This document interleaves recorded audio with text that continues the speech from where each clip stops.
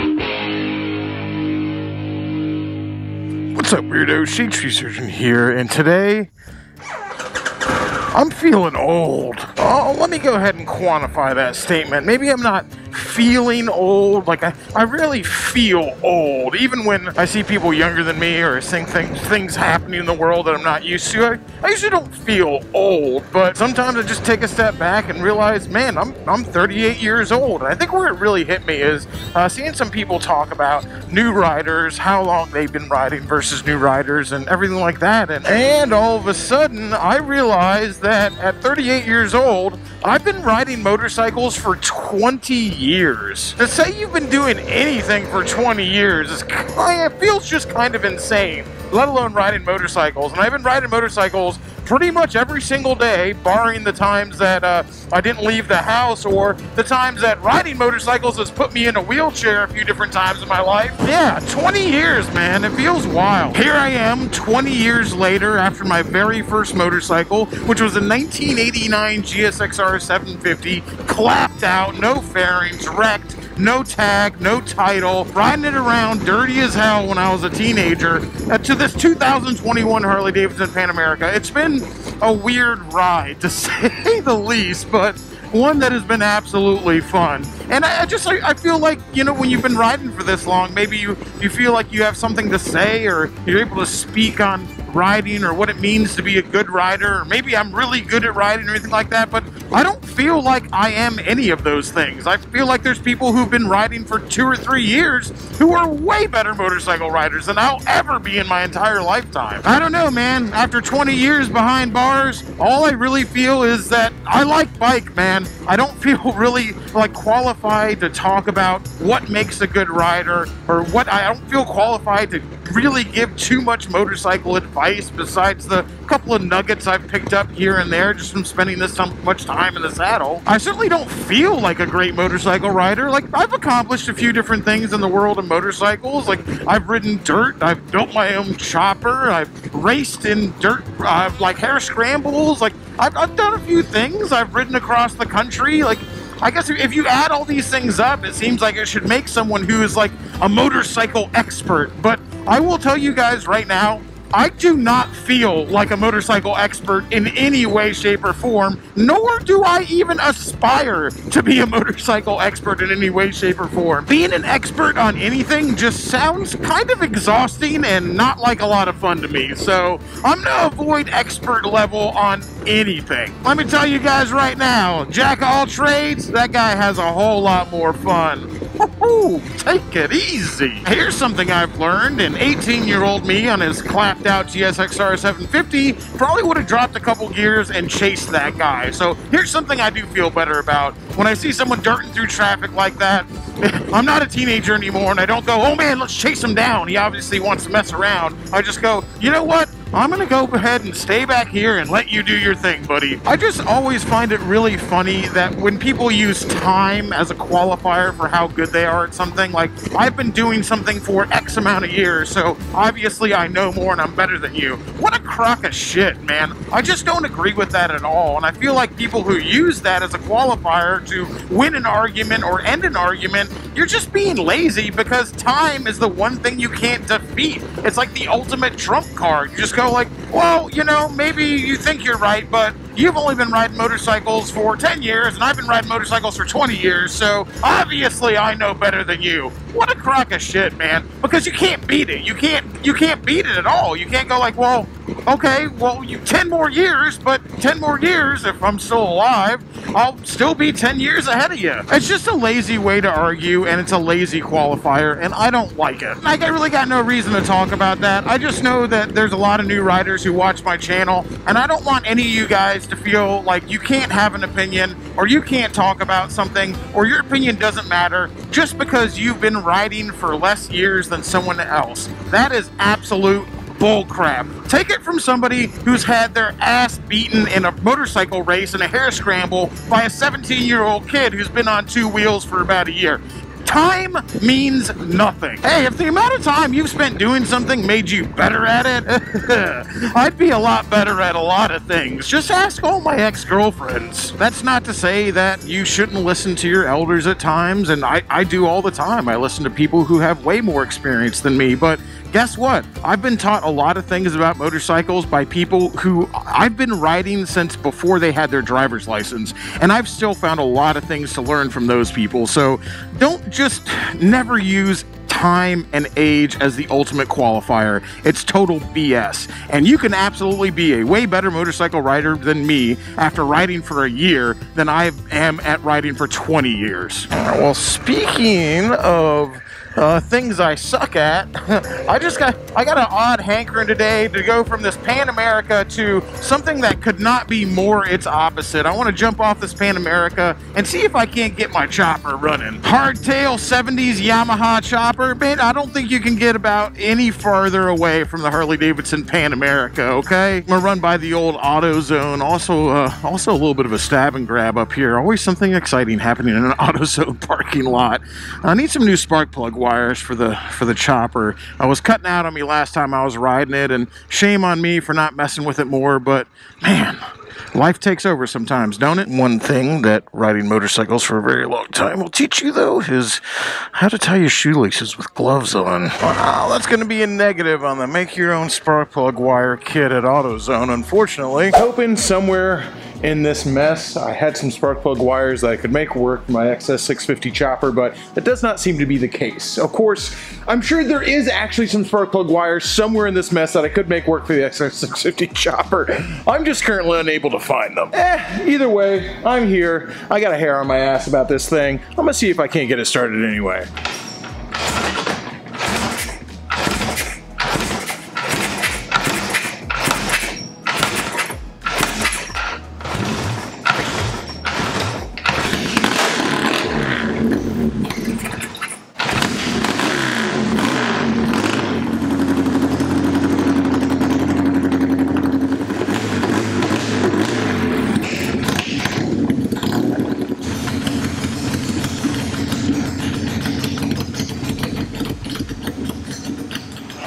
Well, I ain't gonna be no riding around with this foot peg. Let me see if I can get some new threads on this thing. I'm not sure if these things are gonna be too messed up for this to help or not, but we'll see. Of course, these are just made out of aluminum, and it's not like they're made out of anything heavy duty, so my hopes aren't high. Okay, maybe I can make this work, just maybe. This is a clevis for a passenger extension on a Harley-Davidson. Now, obviously, this won't fit in the hole that my foot pegs are mounted to, but maybe I can cut this off, drill and tap a new hole in here. Let's see.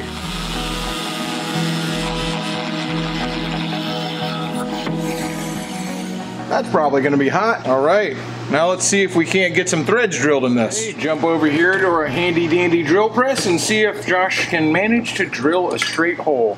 Always a tricky proposition when you're talking about me. Even when I have the benefit of a drill press, sometimes I still can't manage to drill a straight hole. It's a talent, really.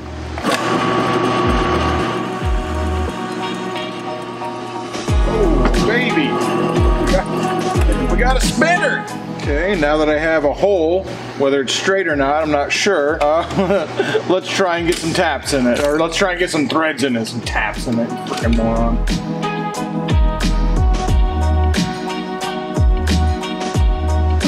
Let's see if that works. Well, just maybe.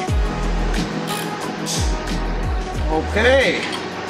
Let's see if we can get a Harley peg on here. All right. I got one rubber peg and one metal peg, but I got pegs, baby. Now let's see if we can take this thing for a ride.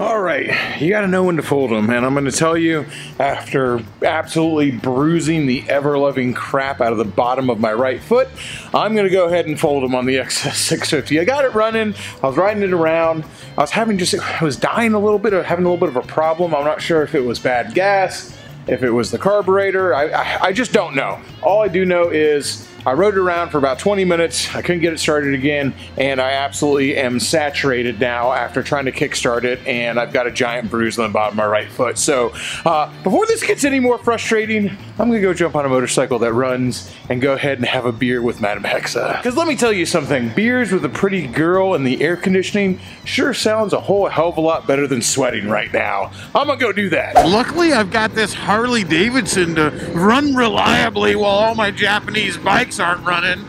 I guess that's what happens when Harley Davidson gets into making ADV bikes. Like, you don't get to make jokes about Harleys being unreliable anymore. Anyway, what happened today was a perfect example of me not knowing everything. Like, when I was saying before, just because I've been doing this for a long time doesn't mean I'm very good at it. Yes, I've been riding motorcycles pretty much every day for 20 years, and a lot of those years I've been riding pretty crappy motorcycles, so I've spent a lot of time fixing them. And today, I couldn't fix the motorcycle. Like, I fixed part of it. I was able to fabricate a part. I'll take the W on that one. Like, not everybody can fabricate a part from stuff they have lying around, so I felt pretty good about that. But wow, you fabricated a foot peg that you can't use because the motorcycle isn't running. So, well, whoop-de-frickin-do on that one, I guess. As I was saying, it just goes to show you that time does not equal skill, because I've been doing this a long time, and my skill does not reflect that in any way, shape, or form. And sometimes, you know, it's just really frustrating, because I'm like, man, what is wrong with me? Why can't I use my brain? This brain that's inside my skull. It's been inside my skull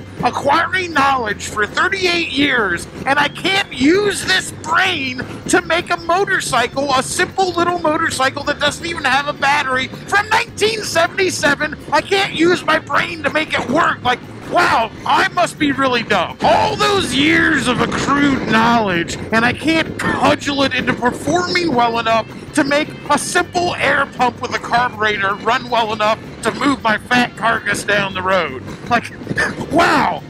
Pretty impressive. Ah, well, there's always another day. I'll be back at it a different day. I just have learned a long time ago. I'll say there's one thing I have learned with age and time is you start to get frustrated, it's time to step away. I didn't need the XS650 to run today to do anything, so the second it started becoming not fun and my foot started hurting from kicking it so many times and sweat was getting in my eyes and I was cussing like I meant it, it was time to walk away. And of course, as I said, the siren call of beautiful dominatrixes, cold beer, and air conditioning. You know what? They didn't have to try hard to break me away from the sweat factory. All right, we're leaving Shaylisi behind to do yard work right now. Somebody's got to do it, and it's not going to be me. But Madam Hexa and myself are, since Shaylisi is staying home, heading to a place that she hates to go, and I love to go. It's time to head out to Zydeco. Oh, shit. I forgot you put that on there. There's some gratuitous titty shot there for you.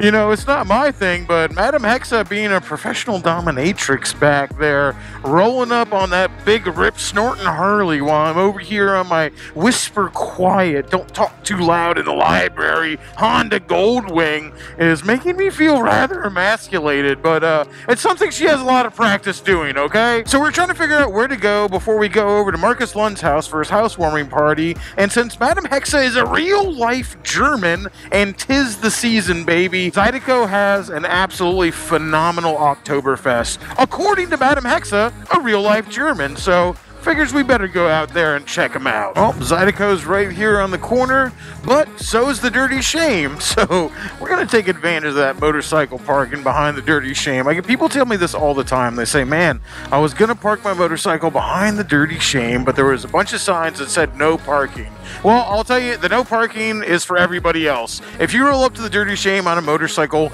this parking is for you, I promise, even despite all the no parking signs. Yo! Speaking of real-life Germans, Richard is also a real-life German, if you couldn't tell from the BMW. Josh, you just missed it. They are chickens in a tree. pictures, and of course, one has to make chicken noises. Okay. They look at me and I go like, yeah, it's really a weird thing. It's like only chickens in Ybor do this, and they do this to try and get people to take their pictures and speak to them in chicken. You'll never see it anywhere else.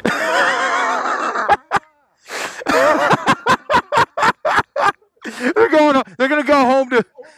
Yeah, they're gonna go home to Minnesota and be like, you wouldn't believe the darndest thing down there in Ybor City. Chickens.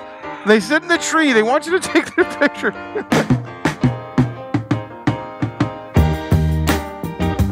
Madam Hexa over here got the smoked beer, the raffle beer, which I am familiar with. I've had Schlenkele before, and I love the Schlenkele Erbach, one of my favorites. But I haven't had Zydeco's raffle beer, so let's give it a whirl. Delicious. It tastes like a campfire. Like if the Scotch and beer had a baby. No, it's delicious. I love it. Bacon beer, they call it.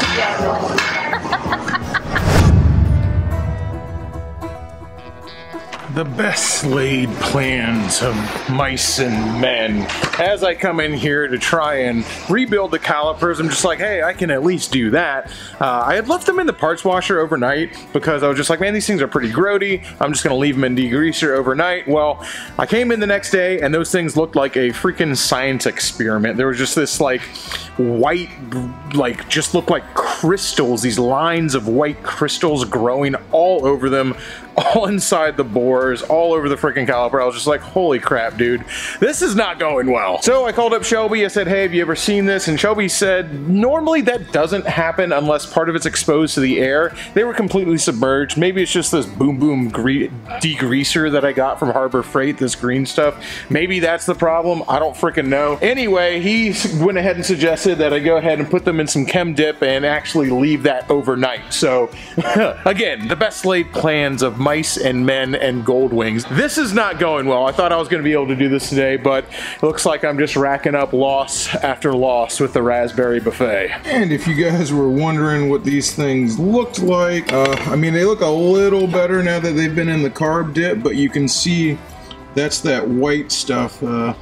This was like all over it before. It looks like something out of my very first chemistry set is what it really reminded me of. So definitely a little better now. You can see it even more right there. Very like almost like H.R. Geiger brake experiment over here, okay? Something out of Alien growing on these things. But hopefully this carb dip takes care of it because it's inside the bores there. And even though Shelby did tell me that the piston rides on the rubber, so it doesn't matter too much if the inside of those bores or like if I have to take a Dremel to them or something like that with a little wire brush, it won't make that big of a difference, but I'd rather keep them as smooth as possible. So hopefully this carb dip works and gets all that crap off of there.